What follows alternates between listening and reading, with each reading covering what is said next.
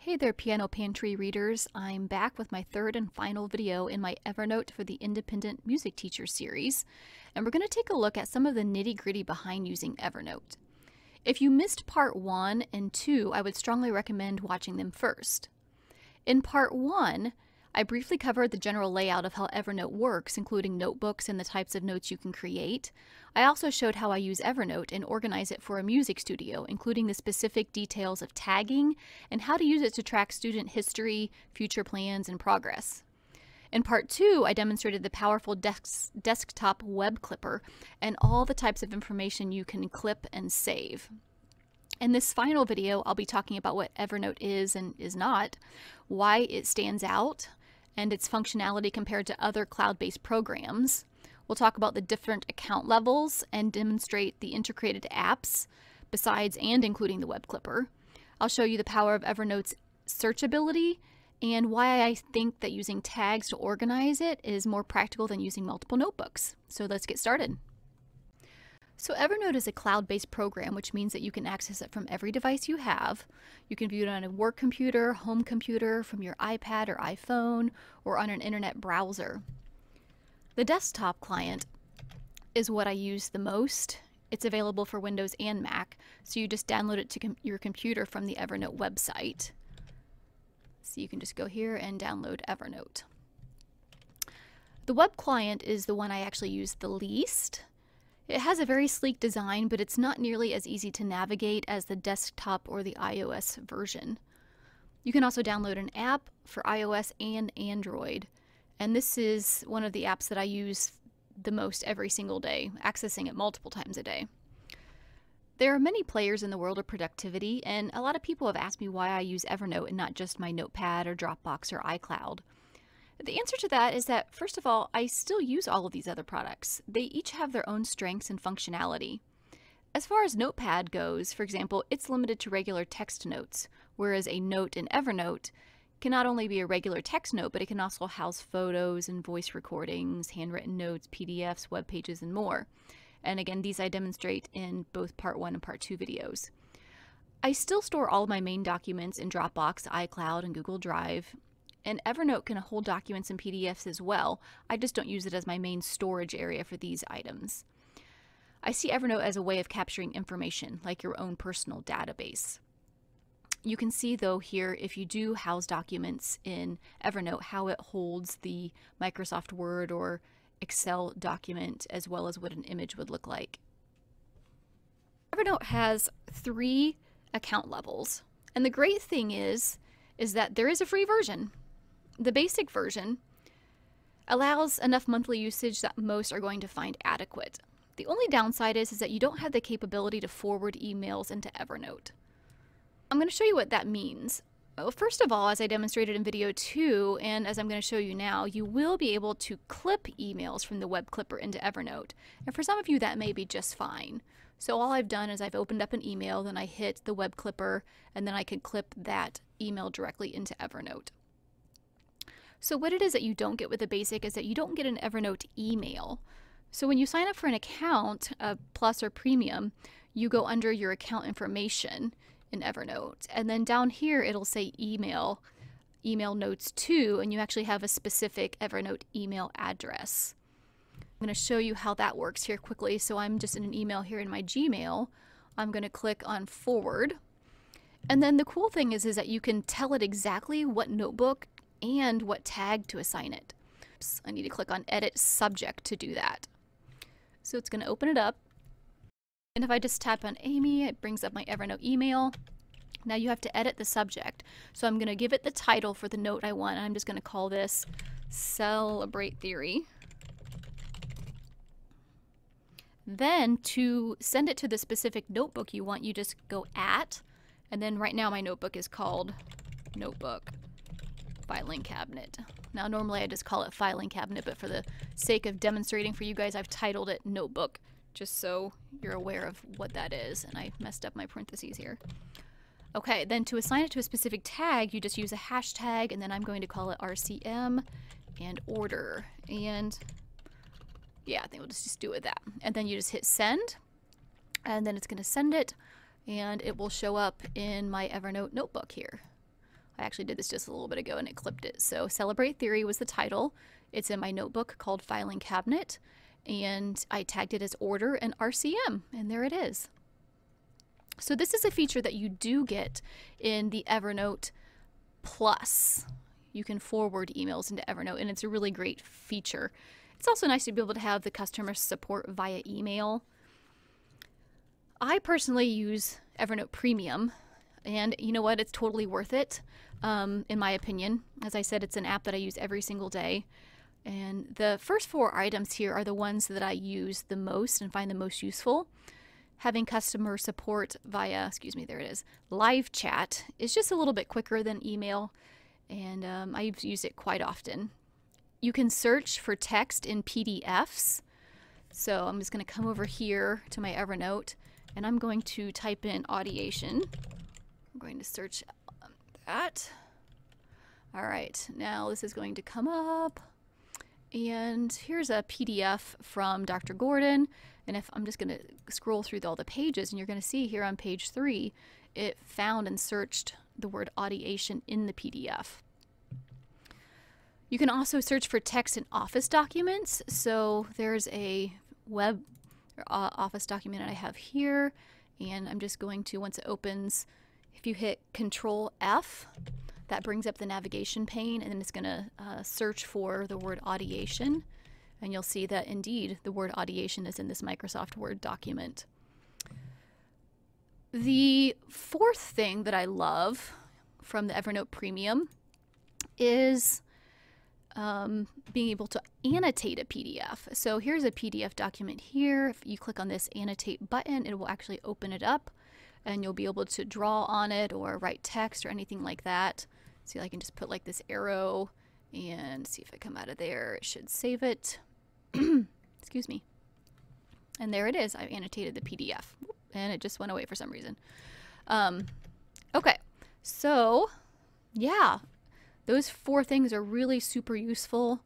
You can also scan and digitize business cards, present notes in one click. If you do that here, for example, let's go, I don't know, I'm just going to come back to this conversation with Dr. Gordon, and you go here and you can click present, and it just turns it like into a PowerPoint kind of looking presentation, which is kind of cool.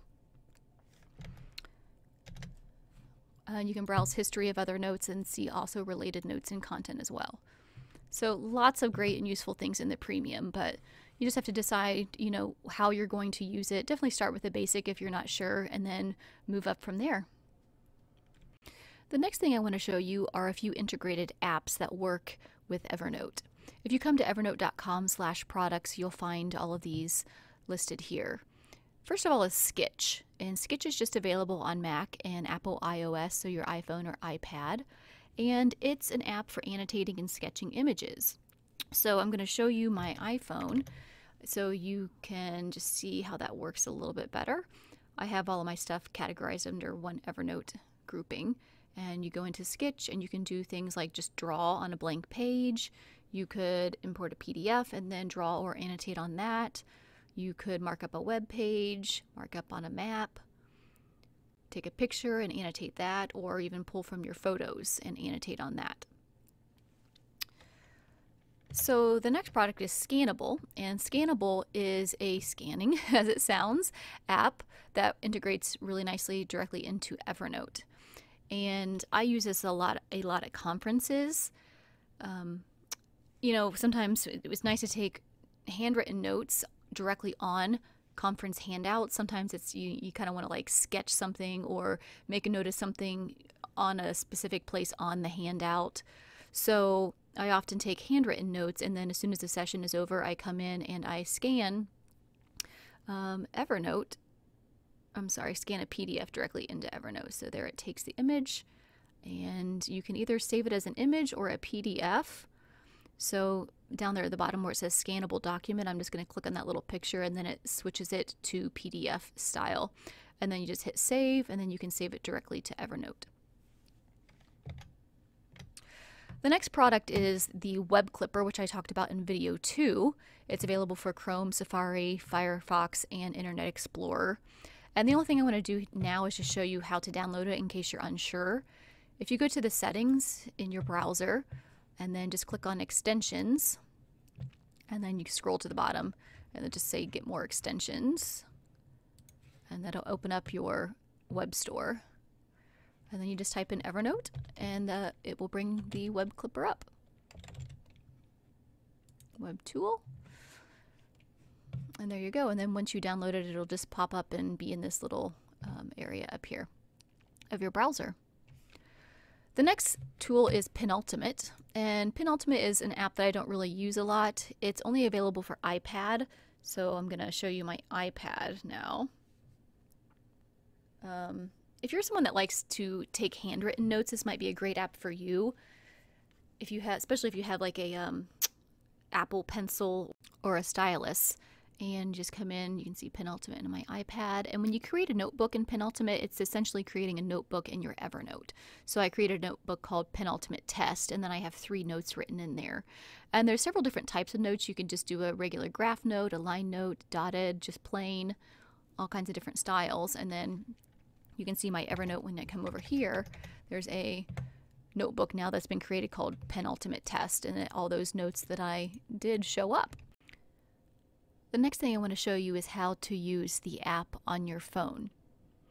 So if I come to Safari and I'm on a web page, or maybe you have a PDF pulled and you want to save it, you just click on that little square box down there that has the up arrow, and then it opens this screen. You just scroll over till you find Evernote, and then you can save it directly into whatever filing cabinet you want. You can retitle it, you can select the tag you want it to go to, and then just hit save.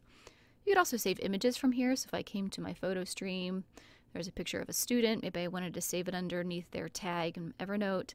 So I just come there, I can select it, and do the same thing there as well. So lots of great tools that we can use to integrate every day in and through Evernote. So the last thing I want to show you today is 3 reasons why I feel using tags to organize Evernote is better than using individual notebooks. So the first reason is that a note cannot exist in more than one notebook. So for example, I have 2 notes here, one titled Brahms and one titled List. They exist in separate notebooks. So if I wanted to search for list information and I came to my filing cabinet, you can see that that note does not show up. It's only searching filing cabinet notes. I would have to do a separate search in order to find that. If you use tags, however, you can view multiple notes in multiple notebooks under the same tag. So test tag number 1 allows me to view notes both in my filing cabinet and my notebook. So if you still wanted to use multiple notebooks, tags helps the search situation so much more. One example with the studio would be, and this is an example that I showed in video number 1, let me go under my studio and students, is I clipped a interesting blog post off the internet that I thought would be great for composition, but I was thinking of 2 particular students that I might use it for in the future. So if I had all of my students having their own notebook, I would have to duplicate that note in order for it to show up in each of their notebooks. But by using tags, it allows me to have just one copy of this note, and then I can view it under multiple areas. I can view that same note under composition and then under each of those individual students. So the third reason that I like using tags more than notebooks is that notebooks can only be stacked in one layer. So if I pulled this one underneath of here, and I tried to pull this one underneath of here, it will only go in one stack. You can't nestle it in multiple layers. Okay, so tags, however, I'm going to pull these all back out, can be nestled in multiple layers. So I could pull test tag number 2 under test tag number 1. And then I could pull test tag number 3 under test tag number 2.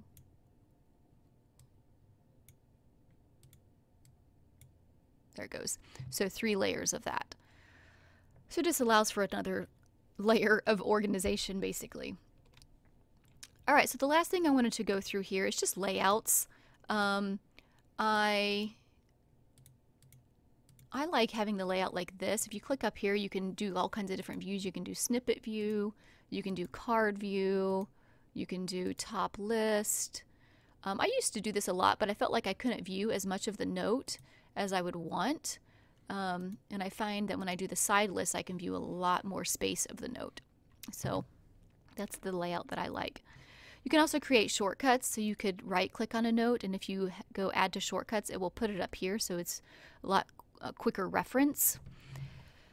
You can sort by created date, title, notebook. You can view all kinds of different things up here in your toolbar. And then the last thing is to organize by alphabetical. And the rule basically in Evernote is that symbols come before numbers and numbers come before letters. So I use that, for example, here in my newsletter, and I show this example again in video 1 of how to organize notes a little bit clearer alphabetically. I hope you take everything I gave you today and are able to apply it to your daily life as an independent teacher. If you have any questions, please do let me know, and happy Evernoting!